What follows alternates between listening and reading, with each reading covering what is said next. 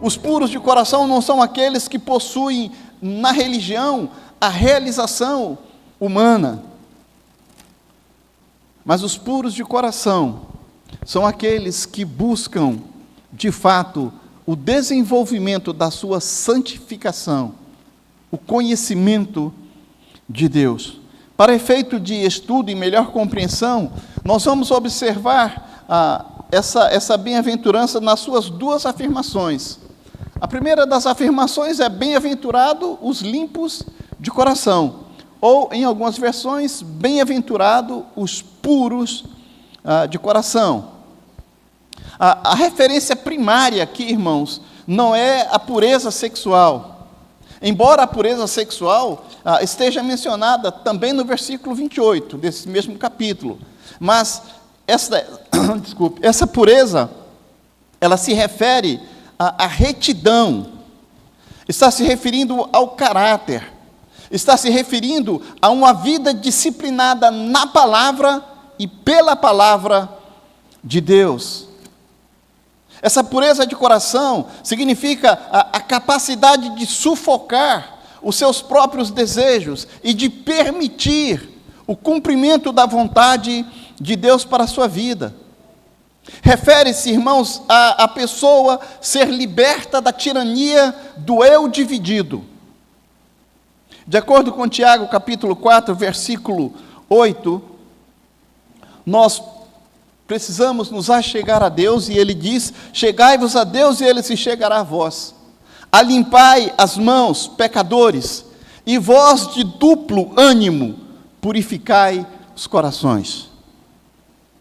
Você que tem o coração dividido, purificai os corações. Precisamos dessa purificação. Mateus 6:23 nos alerta: se porém os teus olhos forem maus, todo o teu corpo será tenebroso. Se, portanto, a luz que há em ti são trevas, quão grandes serão tais trevas, diz a palavra. Irmãos, os motivos de interesse próprio dividem o nosso coração. Nós estamos naquela luta entre viver para Deus e viver para mim mesmo. O que Deus exige daquele que deseja subir ao Monte Santo do Senhor, o que Deus exige daquele que deseja de fato chegar ao Senhor, daquele que de fato deseja enxergar o Senhor, o que Deus espera daquele que busca a sua presença, senão que seja limpo de mãos e puro de coração. Salmo 24, versículo 3 diz: quem subirá ao monte do Senhor? Ou quem estará no seu lugar santo? Aquele que é limpo de mãos e puro de coração, que não entrega a sua alma à vaidade, nem jura enganosamente. Essa pureza, irmãos, essa limpeza, se refere exatamente... Obrigado, Tia.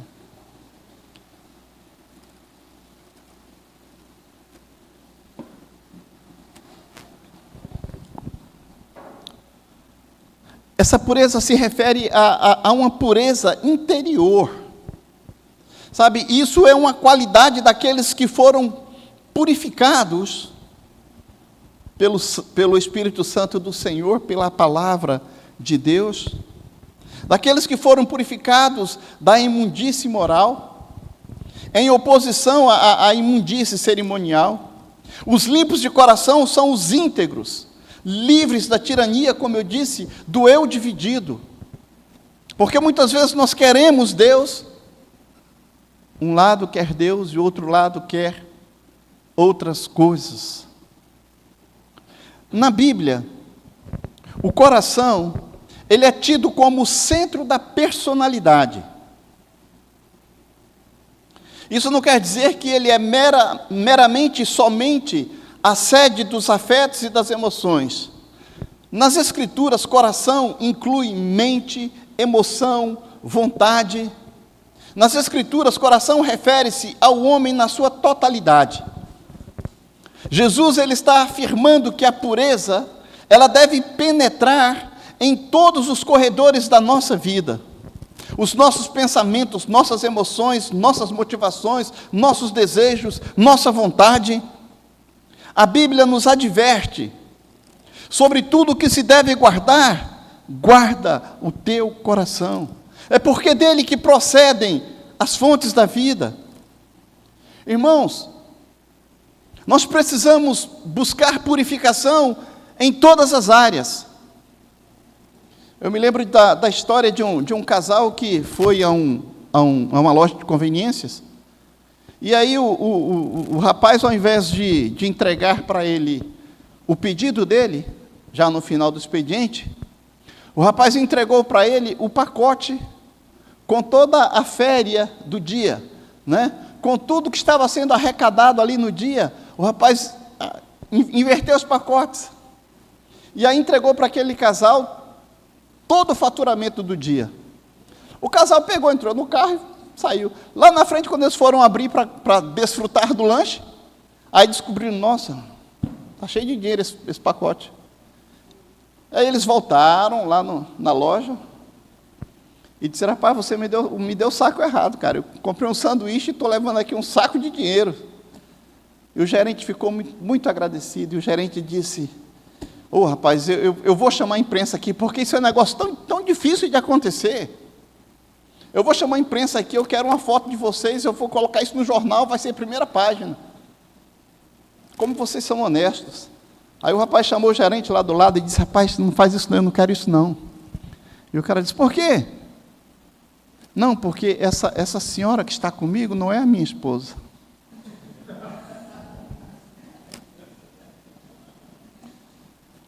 Percebe? Perfeito numa área, completamente caído na outra. Jesus quer que tenhamos o coração puro, completamente puro em todas as áreas. A palavra de Deus tem que nos alcançar profundamente. E a Bíblia diz que a palavra é como espada, que vai lá no fundo. Meu irmão, cada cantinho da sua vida, você precisa entregar para o Senhor. O seu coração precisa, de fato, estar aberto. A sua mente, a sua vontade, as suas emoções, seus pensamentos. Sabe, deixa tudo cativo a Cristo. A palavra de Deus, irmãos, ela é categórica em afirmar que o coração é a fonte de todas as nossas dificuldades. Sabe, tudo começa em nós. Jesus, ele esclareceu dizendo, porque do coração procedem os maus desígnios, homicídios, adultérios, prostituição, falsos testemunhos, blasfêmias. Como coração na Bíblia envolve mente, então tudo começa aqui, não é? Você pensa, idealiza e depois executa. E quando o pensamento é executado, gera o pecado gera morte. É um grave erro, irmãos, pensar que o mal, ele está apenas no meio em que nós vivemos. É um grande erro, um grave erro, dizer que o homem é produto do meio. Porque quando nós olhamos para a palavra, nós percebemos, por exemplo, que Adão caiu num ambiente perfeito. O profeta Jeremias, em Jeremias 17:9, diz, enganoso é o coração. Cadê?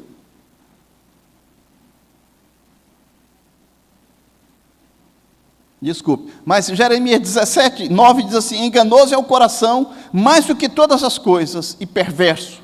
Quem o conhecerá? O coração, de fato, ele é enganoso. John Locke, Auguste Comte, Jean-Jacques Rousseau, Eles estavam completamente equivocados em relação ao homem. Todos eles negaram a realidade do mal inerente.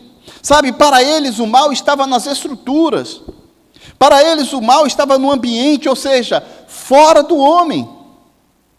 O mal, porém, não vem de fora, mas de dentro do homem. A Bíblia diz, irmãos, que nós fomos concebidos em pecado, que nós nascemos em pecado, e dentro de nós pulsa um coração carregado de pecado.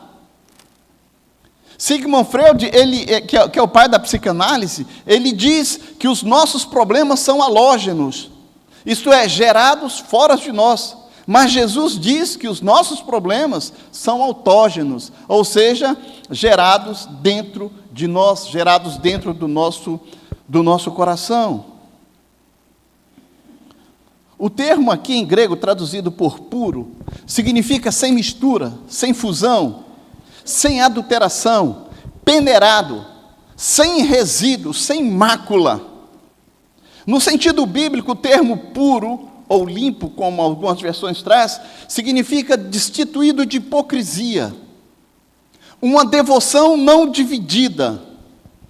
O salmista no Salmo 86, versículo 11, agora eu me perdi aqui, ele diz,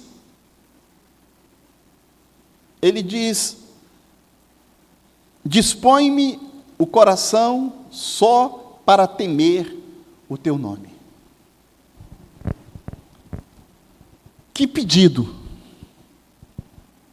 que profundidade de pedido. Dispõe-me o coração só para temer o teu nome. Senhor, eu quero ser completamente submisso a ti. O meu único desejo no coração é atender ao Senhor, é obedecer ao Senhor, é seguir as suas orientações. A nossa grande dificuldade é esse coração dúplice. Uma parte do nosso ser quer conhecer, quer adorar, quer agradar a Deus, mas a outra porção quer algo completamente diferente. O apóstolo Paulo, ele diz lá em Romanos 7, 22, 23, ele diz, porque no tocante ao homem interior, tenho prazer na lei de Deus, mas vejo nos meus membros que, guerreando contra a lei da minha mente, me faz prisioneiro da lei do pecado que está nos meus membros. Paulo nos mostra aqui essa luta desse coração dúplice, desse coração dividido. Paulo diz, na minha cabeça, o meu desejo, a minha vontade é agradar ao Senhor, mas o meu corpo tem vontade própria. E aí eu me vejo em guerra. O coração limpo, irmãos, é o coração que não está dividido. O coração puro é aquele coração que não está dividido. Significa também que está destituído de contaminação. É um coração sem mácula, íntegro. É um coração que busca a santificação. É um coração que busca aproximar-se cada vez mais do Senhor. Hebreus 12, verso 14. Segui a paz com todos e a santificação, sem a qual ninguém verá o Senhor.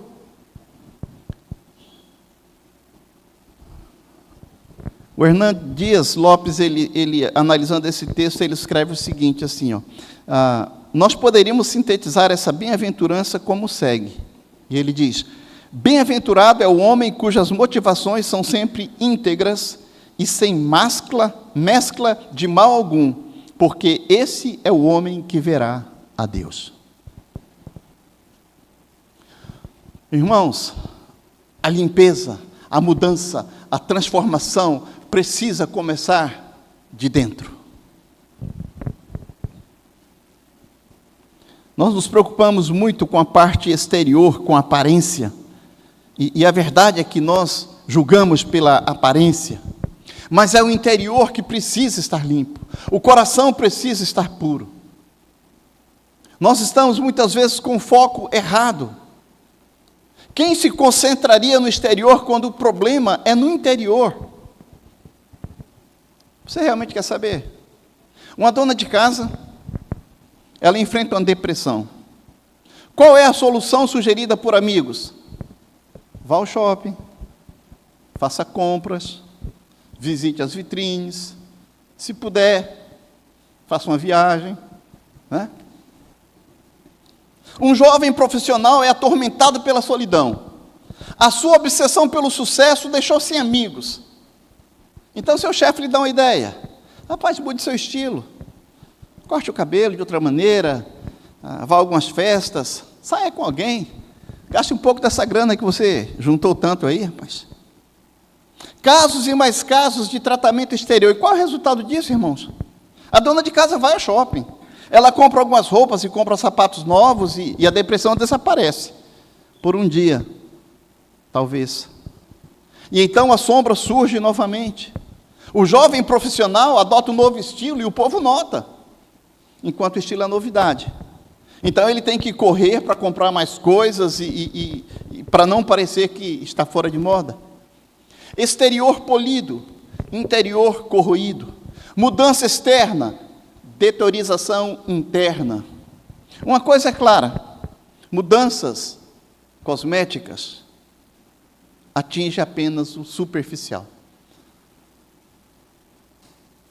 Nós somos especialistas nisso. Já viram aquelas mulheres que quando acordam, aqui não tem nenhuma assim, porque todas vocês são lindas, mas tem aquelas que quando acordam, misericórdia, meu Deus. Aí vai no espelho e tal, e dá uma ajeitada, e faz sobrancelha e tal, e pó, e não sei mais o que, e batom, e tal, e depois, tcharam, transformação. Mas é uma transformação exterior, né? Essas mudanças atingem apenas o superficial. Uma coisa é clara, irmãos, eu espero que a essa altura você já possa entender a mensagem da bem-aventurança. Você só transforma a vida mudando o coração. Nós precisamos de um coração novo. Nós precisamos de um transplante. Nós precisamos que Cristo, e somente Cristo pode fazer isso, que Ele mude o nosso coração, que tire esse coração de pedra, esse coração endurecido, e nos dê um coração de carne, um coração amolecido. Agora, como mudar o coração? Jesus apresenta o plano no Sermão do Monte. Então, volte ali às bem-aventuranças mais uma vez e procure vê-las na sequência. E ele diz assim: bem-aventurados os pobres de espírito, porque deles é o reino dos céus. Bem-aventurados os que choram, porque eles serão consolados. Bem-aventurados os mansos, porque eles herdarão a terra. Bem-aventurados os que têm fome e sede de justiça, porque eles serão fartos. Bem-aventurados os misericordiosos, porque eles alcançarão misericórdia. Bem-aventurados os limpos de coração, porque eles verão a Deus. Como o mestre exemplar que foi Jesus, ele não começa esse sermão tão importante com a crítica negativa aos escribas e fariseus. Antes, ele inicia o seu discurso com a ênfase positiva sobre o caráter idôneo das pessoas e sobre as bênçãos que decorrem dessa idoneidade. Sabe, os fariseus ensinavam que a justiça era algo exterior, era uma questão de obedecer a determinadas regras, preconceitos e tal. Poderia ser medida por orações, por ofertas, por jejum. Mas Jesus aqui nas bem-aventuranças e quando ele dá essa descrição, ou as descrições de um indivíduo que teme ao Senhor, ele apresenta um caráter cristão que flui do interior. A mudança precisa acontecer de dentro para fora. E Jesus usa esse termo, bem-aventurados, e nós podemos imaginar como a atenção da multidão se aguçou quando Jesus proferiu essas palavras, bem-aventurados. Em latim, beatus, de onde vem o termo beatitude, não é? Atitudes santas. Essa palavra tinha um significado muito forte para aqueles que ouviam Jesus naquele dia, porque essa palavra, ela expressava a ideia de uma alegria divina e perfeita. Essa palavra não era um termo usado para os seres humanos, porque ela descrevia o tipo de alegria que era experimentado somente por deuses. Então, quando Jesus diz, você é bem-aventurado, usando essa palavra, isso aguça a expectativa e a atenção de toda a multidão.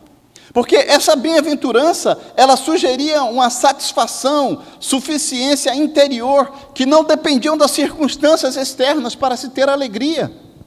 É isso que o Senhor oferece àqueles que nele confiam. Sabe, uma paz interior, que não depende das circunstâncias exteriores. As bem-aventuranças, elas descrevem as atitudes que devem estar presentes em nossa vida hoje. Só relembrando, o primeiro passo é admitir pobreza. Bem-aventurados os pobres de espírito. A alegria divina não é recebida por aqueles que a conquistam, mas por aqueles que admitem que não a merecem. A alegria de Pedro, por exemplo, quando estava lá com Jesus andando sobre as ondas, a alegria dele aconteceu quando ele se entregou. Quando Pedro implorou por um salva-vidas, e não por lições de natação. A alegria de Paulo aconteceu quando ele buscou um Salvador, e não um sistema religioso. Irmãos, humildade nós só desenvolvemos quando reconhecemos que, independente da nossa condição intelectual, física, financeira, reconhecemos que precisamos de um Salvador. Enquanto o homem for orgulhoso o suficiente para dizer que não precisa, ele não será salvo. O segundo passo é a tristeza. Bem-aventurados que choram. Alegria vem para aqueles que sinceramente se sentem tristes por causa dos seus pecados. Então, experimentamos alegria quando deixamos a prisão do orgulho e nos arrependemos da nossa rebelião. A tristeza, ela é seguida da obediência, da mansidão. Os mansos são aqueles que se dispõem a ser usados por Deus. E admirados pelo fato de que Deus pode salvá-los. Eles ficam igualmente surpresos ao verificar que Deus pode usá-los. Muitas vezes, irmãos, nós não nos achamos dignos de ser usados pelo Senhor. Muitas vezes nós já dizemos, Pai, nós pisamos tanto na bola que, será que o Senhor vai me usar? Mas Deus não apenas nos salva, mas Ele igualmente nos usa. E então nós podemos compreender que fazemos parte dessa fanfarra divina. Então nós dizemos, e não dizemos ao maestro como ele deve conduzir a fanfarra, Nos sentimos emocionados pelo simples fato de fazermos parte dessa fanfarra, de podermos tocar algum instrumento para Deus, de sermos úteis para o Senhor.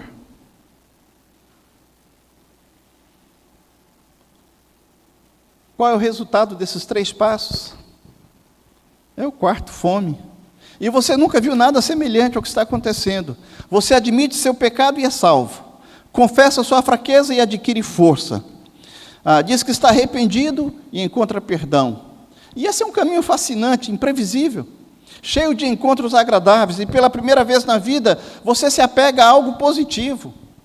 Algo que dá vida em vez de drenar vida. E você quer mais. Você quer continuar bebendo dessa água viva, desse rio de vida que corre para o trono de Deus? Então vem a misericórdia. E quanto mais você recebe, mais você dá.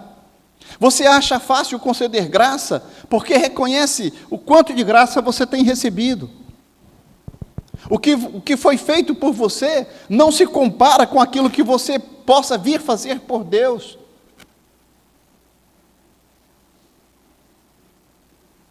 E pela primeira vez na vida, então, você encontra uma alegria permanente, uma alegria que não depende do seu humor, das suas ações. É uma alegria que vem de Deus e que ninguém pode tirar. Há um contentamento interior em você, que resplandece em sua face como o sol, uma alegria permanente, um júbilo sagrado. Isso é posto no seu coração. Sabe, essa alegria é sagrada porque somente Deus pode concedê-la. E é júbilo porque você não esperava receber isso. E apesar do seu coração não ser perfeito, ele não está completamente perdido. Apesar de não ser indestrutível, pelo menos pode permanecer funcionando e funcionando bem. Sabe, você pode ter certeza de que aquele que o criou sabe exatamente como purificá-lo e fazer essa limpeza de dentro para fora. Jesus é especialista em tornar puro os impuros.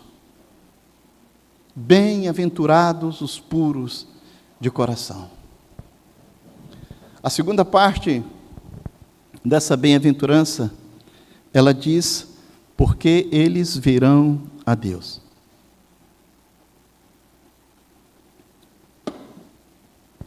A pergunta aqui, irmãos, é: qual é a recompensa de você ter um coração puro? Qual é a recompensa de você buscar a sua santificação?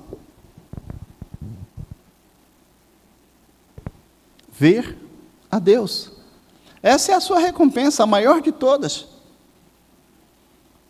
Nós podemos definir 3 tipos de visão: a visão física, a visão mental e a visão espiritual. Primeira, visão física. Por meio dela é que nós distinguimos os objetos, contemplamos o mundo físico à nossa volta. A segunda é a visão mental.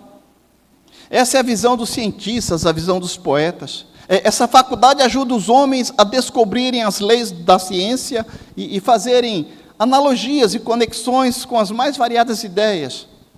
E a terceira visão é a visão espiritual. Esta capacita os homens de fé e os puros de coração a verem o invisível.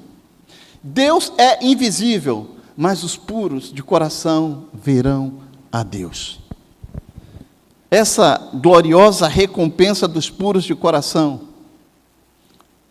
ver Deus. O verbo grego aqui, irmãos, ele está no futuro contínuo. Em outras palavras, os puros de coração verão continuamente a Deus. Eles verão a Deus nessa vida e na vida por vir.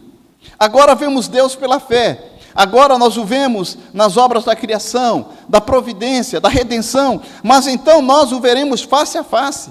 Agora vemos como por espelho, mas então veremos já sem véu. Então conheceremos como também dele somos conhecidos. A visão, irmãos,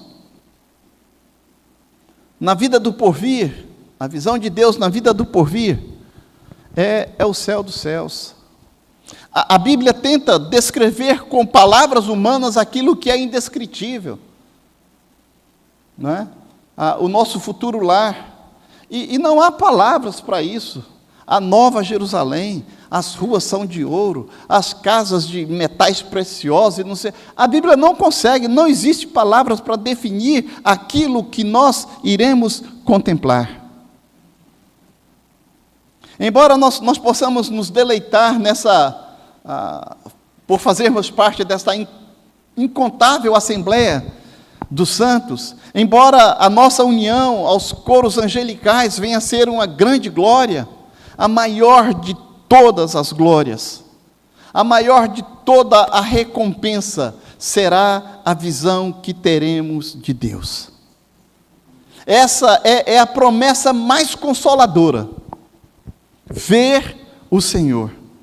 Jó encontrou refúgio para a sua dor, quando ele diz: eu sei que o meu Redentor vive, e por fim se levantará sobre a terra. Agora observa, depois, revestido esse meu corpo da minha pele, em minha carne verei a Deus. Vê-lo-ei por mim mesmo, os meus olhos o verão, oh glória. Parece que ele não consegue, terminar isso. numa mesma frase aqui, ele fala 3 vezes: eu vou ver Deus, na minha carne eu vou ver Deus, eu vou ver por mim mesmo, os meus olhos verão o Senhor. Ele não se contenta. Irmãos, ver Deus é um privilégio daqueles que têm o coração puro. Bem-aventurados os puros de coração, porque eles verão a Deus. Sabe, aqueles que não têm o coração puro, eles não verão a Deus.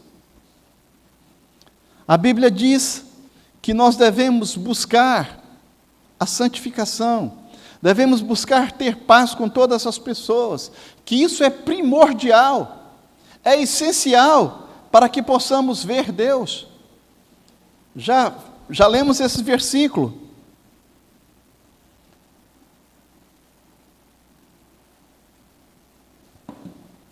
Segue a paz com todos e a santificação, sem a qual ninguém verá o Senhor. Primeiro passo, irmãos, é ser humilde o suficiente para dizer que precisa de Cristo, de um Salvador. É abrir seu coração para o Senhor. É deixar de estar em guerra com Deus, mas fazer a paz com o Senhor, reconciliar-se com o Senhor. Sem essa reconciliação, não há salvação. Sem essa reconciliação, não verão Deus. Porém, os limpos de coração, eles verão a Deus. Mais do que tesouros, mais do que glórias humanas, nossa maior recompensa é Deus. Ele é melhor que todas as suas bênçãos, Ele é melhor que todas as suas dádivas. Ele é a nossa herança, a nossa recompensa. Teremos Deus, veremos Deus por toda a eternidade. Oh, glória! A recompensa da integridade interior total, irmãos, é ver Deus. Interessante porque João, ele escreve que ninguém nunca viu Deus. João 1, verso 8. E Paulo nos dá a razão porque ninguém viu Deus. 1 Timóteo 6, verso 16. Deus habita numa luz inacessível. Não temos como chegar até lá. Permanecer na presença de Deus é a maior bênção concebível. Apocalipse 22, verso 4, diz que os bem-aventurados verão a sua face. Embora essa seja uma promessa primordialmente escatológica, ela pode ser concretizada no sentido espiritual também, no tempo presente. A pureza genuína provê uma experiência imediata e profunda da presença e do poder de Deus. Os puros verão a Deus. O grande problema, irmãos, é que muitas vezes nós nos esquecemos do Criador. E esse é um problema sério, da impureza no nosso coração, do nosso coração dividido.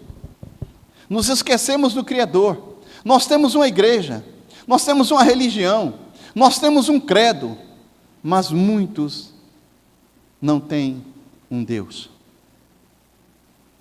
Você com certeza já ouviu falar das lendas do Taj Mahal. Todas elas são fascinantes.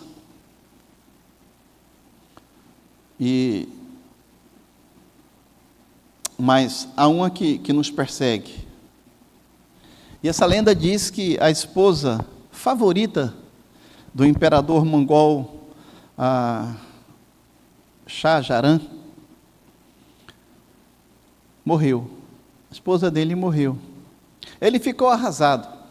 E ele resolveu honrá-la construindo um templo para lhe servir de sepulcro. O ataúde da esposa foi posto no centro de uma grande área de terra e começou-se ali a construção do templo em redor do ataúde. Não seriam poupados esforços para que o seu lugar de repouso final ficasse magnífico. Mas à medida que as semanas se tornavam meses, o sentimento de perda do imperador foi eclipsado por sua paixão pelo projeto. Ele não lamentava mais a falta da esposa. A construção o consumia. Um dia, andando de um lado para o outro na construção, a sua perna bateu numa caixa de madeira. Ele sacudiu o pó da roupa e ordenou que aquela caixa fosse retirada dali. Ele não sabia que havia ordenado a retirada dos restos mortais da sua esposa, agora esquecida, escondida debaixo de camadas e camadas de entulho, de poeira.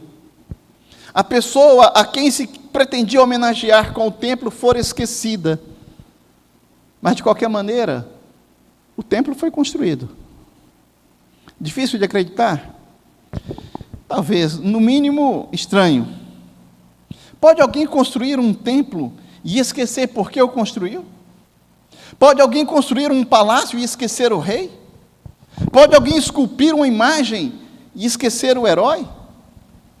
Responda a você mesmo essas questões. Responda-as em uma igreja. Da próxima vez que você participar de um culto de adoração a Deus, coloque-se numa posição em que você pode ver o povo. E então decida. Você pode identificar aqueles que se lembram do Messias sacrificado. Sabe, eles estão de olhos atentos. Eles estão em estado de expectativa. São como crianças que observam uma caixa de presente sendo desembrulhada. São servos respeitosamente silenciosos perante um rei que passa. Você não cochila na presença da realeza. Você não boceja ao receber um presente, especialmente quando o doador é o próprio rei. Mas você pode identificar também aqueles que enxergam apenas o templo. Seus olhos se movem em direções diferentes, seus pés se mexem, se movem desconfortavelmente. As suas mãos estão sempre nervosas. Hoje em dia, mexendo em celular. E a sede? Nossa, a sede é insuportável. Aqui, graças a Deus, não acontece muito. Mas a sede é insuportável. As pessoas começam a se levantar. Sabe, é só começar a mensagem. Então bate aquela sede irresistível. Precisamos ir ao banheiro. Não é? Precisamos ir ao banheiro.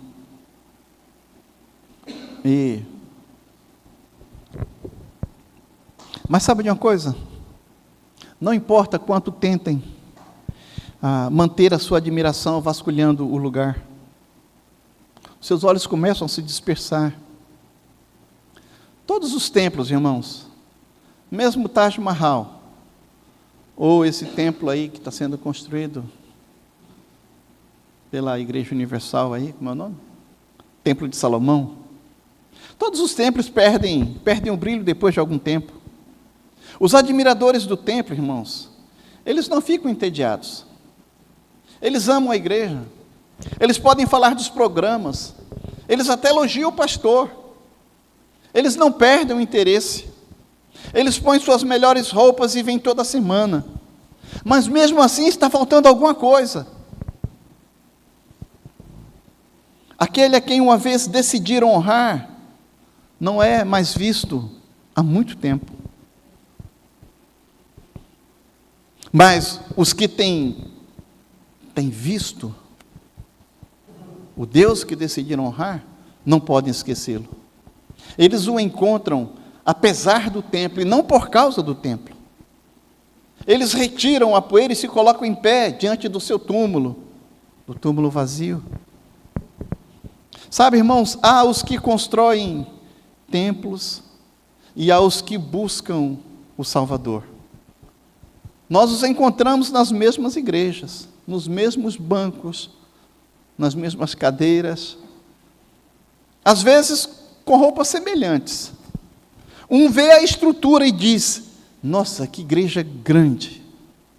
O outro vê o Salvador e diz: nossa, que grande Deus. Quem você vê? Bem-aventurados limpos de coração, porque eles virão a Deus. Que o Senhor nos abençoe e tenha misericórdia de nós. Amém? Vamos orar. Deus querido, nós te bendizemos, Senhor, por tudo que Tu és. Ajuda-nos, Deus. Limpa-nos, Senhor. Transforma-nos, Pai. Coloque em nós um novo coração, Senhor. Precisamos, ó Pai querido, que o Senhor continue transplantando, Deus. Tirando, limpando toda essa sujeira que insiste em acumular, Pai. E que muitas vezes, ó Deus, nós até varremos essa sujeira para fora. Mas elas acabam por adentrar novamente. Dependemos do Senhor. Nós queremos ver o Senhor. Essa é a nossa maior expectativa. Estar nos céus com o Senhor. Nós queremos vê-lo face a face, Senhor. Quando chegar aquele grande e glorioso dia, Pai, nós queremos estar, ó Deus, aos Teus pés, adorando, exaltando e glorificando o Teu santo e poderoso nome. Limpa-nos, Senhor. Renova-nos, Senhor. Dá-nos, ó Deus, um coração amolecido, coração capaz de ser trabalhado por Suas mãos, ó Deus. Um coração capaz de ser moldado pelo Senhor, para que assim, Senhor, possamos continuar desenvolvendo a nossa salvação, a nossa santificação, em temor ao Senhor. Oramos, ó Deus, confiados de que a obra que o Senhor começou em nós, o Senhor completará para a glória do Teu nome. Oramos no nome de Jesus. Amém.